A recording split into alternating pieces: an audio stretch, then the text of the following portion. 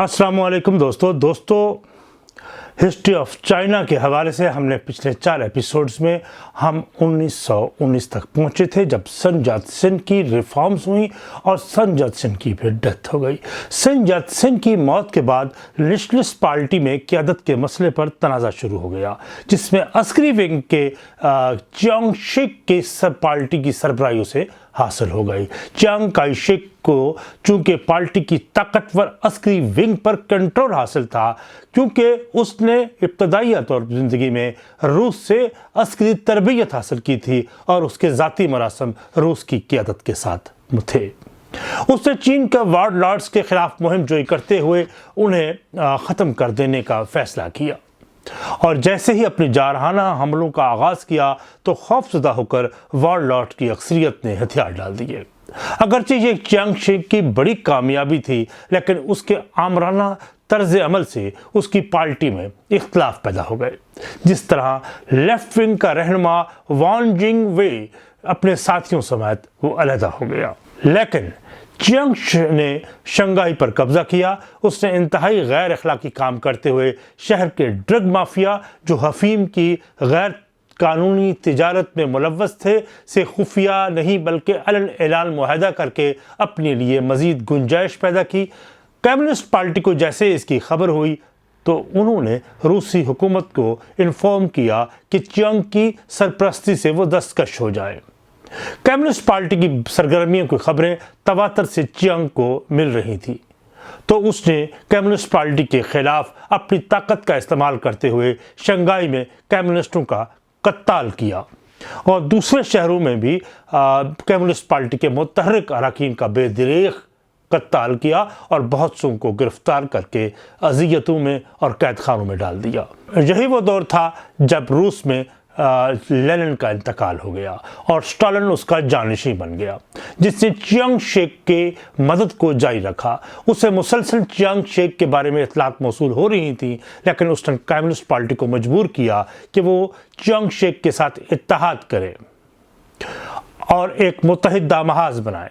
रूस में स्टालिन के इन इक़दामात पर तहफ़्फ़ुज़ात भी अगरचे पैदा हुए, जिसमें ट्रॉट्स्की ने चीन में मुत्तहिदा महाज के क़याम की सरासर मुखालफत की और उन्होंने कहा कि ये एक मंतकी हवालों से और नज़रियाती हवालों से ये एक गैर फितरी इत्तेहाद होगा। लेकिन स्टालिन की किसी भी तरह चियांग शेक को दी जाने वाली इमदाद से दस्तबरदार होने को तैयार न था। चीन में कम्युनिस्ट पार्टी के अरकान ने रूस के तरफ से मायूस होकर फैसला किया कि वो नेशनल पार्टी की मुज़ाहमत करें और इस तरह नेशनल पार्टी की दारुल हुकूमत नानटंग पर उन्होंने कब्जा कर लिया। लेकिन नेशनल पार्टी की फ़ौज की रिएक्शन के सामने वो ज़्यादा देर न ठहर सके। इस तरह नेशनल पार्टी की दारुल हुकूमत नानटंग पर उन्होंने कब्जा कर लिया, और लेकिन नेशनल पार्टी की दस्तों की रिएक्शन पर वो ज़्यादा देर वो ठहर न सके, उन्हें पसपाई अख्तियार करनी पड़ी।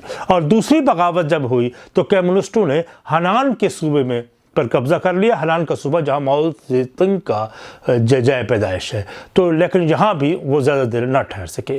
कम्युनिस्टों ने अपनी तीसरी बगावत में कैंटन्स की बंदरगाह पर उन्हें कब्जा किया, लेकिन उन्हें चियांग शेक की जानब से शिकस्त का सामना करना पड़ा और इस जंग में 5000 से ज़्यादा कम्युनिस्ट मार दिए गए। इन बगावतों में पै दर पै नाकामियों की वजह से कम्युनिस्ट पार्टी की क़यादत ने सोचो विचार के बाद फैसला किया कि शहरों में वर्किंग क्लास की तादाद कम होने की वजह से अब वो नेशनलिस्ट फौज का मुकाबला नहीं कर सकते, तो उन्होंने फिर ये सोचा कि हम शहरों से निकलकर देहातों का रुख करें। तो फिर ऐसा ही हुआ। उन्होंने देहात को अपनी तहरीक का मरकज़ बनाया और किसानों को बगावत पर आमादा करके उन्होंने सोचा कि हम इनकलाब ला सकते हैं। इसलिए माओ ज़ेतुंग ने अपनी किताब मजमून में एक लिखा था कि इनकलाब कोई आसान रास्ता नहीं है, ना ही ये कोई डिनर पार्टी की तरह है, ना ही किसी आर्टिस्ट की पेंटिंग की तरह है, और ना ही सुकून से महफिलों में वाज़ और तबलीग के ज़रिए इनकलाब लाया जा सकता है।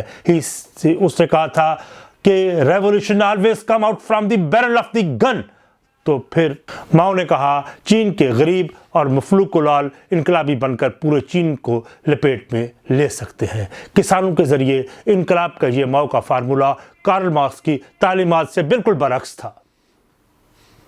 अगरचे कार्ल मार्क्स ये समझते थे कि उनकी ये थ्योरी थी कि सनती मेहनत कशों के ज़रिए इनकलाब लाया जा सकता है, लेकिन किसान चूँकि पसमानदा होते हैं और पसमानदा ज़राए पैदावार होने की वजह से वो इस काबिल नहीं होते कि वो इनकलाबी बन सकें। लेकिन माओ ज़ेडुंग ने मार्क्स की इस थ्योरी से इख्तलाफ करते हुए चीन के तारीख़ी मारूज़ी हालात का जायज़ा लेकर फ़ैसला किया कि कम्युनिस्ट पार्टी किसानों ही के ज़रिए इनकलाब की राह को अब हमवार करेंगे। इसलिए सूबा हनान के इर्द गिर्द पहाड़ी इलाकों में किसानों को उसने मुनज़्ज़म करना शुरू किया और यही वो मकाम था जहां रेड आर्मी का क़याम अमल में आया। उस वक्त सूरत हाल ख़ास हौसला बख्श न थी, क्योंकि उनके पास हथियार न थे और तादाद भी खासी मायूस कुन थी।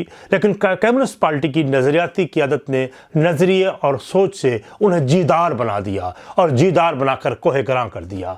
रेड आर्मी ने इब्तदा में गोरिल्ला जंग का आगाज़ किया, लेकिन नेशनलिस्ट पेशावर फौजियों के सामने ज़्यादा मौसर साबित नहीं हो पा रहे थे। इसलिए कुछ देर के लिए उन्होंने पसपाई इख्तियार की, वो वापस अपने कदमों पर लौटे और जंगशी के महफूज मकाम पर पनाह ली।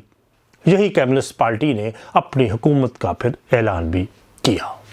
उन्होंने किसानों को मुत्तहिद किया।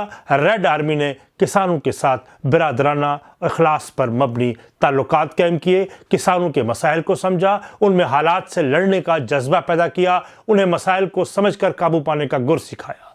माओ ने कहा था एक बार कि किसान दरिया की मानद है और इनकलाबी उन मछलियों की तरह है जिन्हें दरिया का पानी महफूज रखता है। जी हाँ, रेड आर्मी का किसानों से ताल्लुकात बड़े दोस्ताना नौयत के थे। उन्हें हदायत जारी की गई थी कि किसी किसान से कोई चीज़ जबरी तौर पर आपने नहीं लेनी, बल्कि उसकी कीमत अदा करनी है। रेड आर्मी का यह खासा था, ये जंग तो करते थे लेकिन समाजी कामों में बढ़ चढ़ कर हिस्सा लेते थे। कुदरती आफात में ये बेहतरीन मुंतज़िम होते, बढ़ चढ़ कर हिस्सा लेते। उन्होंने वहाँ तालीमी अदारे भी कायम किए, किसानों को पढ़ाया, उनके बच्चों को पढ़ाया। ये शहराओं की देखभाल भी करते थे, किसानों की मददगार इस तरह साबित होते थे कि अक्सर व बेशतर किसानों के साथ हल जोतते, उनकी मवेशी भी चलाते थे। सच्ची बात तो ये है, ये रेड आर्मी महज अस्करी विंग नहीं था, बल्कि पीपल्स आर्मी थी जिनका हर सतह पर अवाम से राब्ता था। माओ ज़ेडुंग रेड आर्मी के सख्त डिसिप्लिन के कायल थे। उन्होंने हदायत दे रखी थी कि वो अपनी रोज़मर्रा की ज़िंदगी ईमानदारी और दियानत से गुजारेंगे। ये भी हदायत थी कि वो लोगों से बिल्कुल बहुत नरमी से बात करेंगे।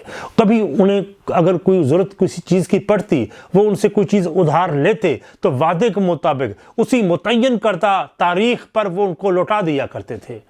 अगर कोई, फिर ये एक और बात बड़ी अहमियत की हामिल है, वो बताने की, अगर कोई जंगी कैदी गिरफ्तार हो जाता तो उससे बिल्कुल सख्ती से पेश नहीं आया जाता था, बल्कि नरमी से पेश आया जाता था। उसको समझाया जाता था कि ये जंग जो वो लड़ रहे हैं वो अवाम के वसी तर मफाद के लिए लड़ रहे हैं और महकूम लोगों तबकाती इनकी जंग है।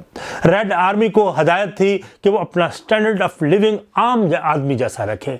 माओ ज़ेडुंग ने पहली बार लैंड रिफॉर्म्स करते हुए फ्यूडलिज्म से, फ्यूडल लॉर्ड्स से, वहाँ के बड़े बड़े लॉर्ड्स से, बड़े बड़े ज़िम्मेदारों से ज़मीनें ज़ब्त करके बेज़मीन हारियों और किसानों में तकसीम कर दी, जिससे कम्युनिस्ट पार्टी ने बेहद मकबूलियत हासिल कर ली।